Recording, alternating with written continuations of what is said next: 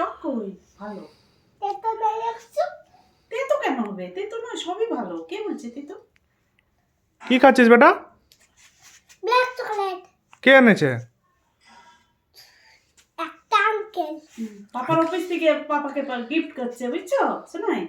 New ইয়ারে পাপাকে gift করেছে।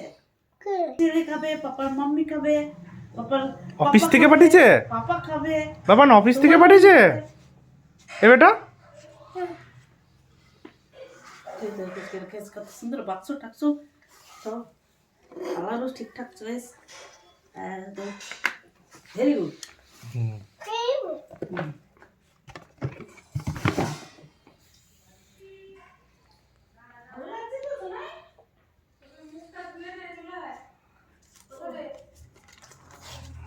বাবু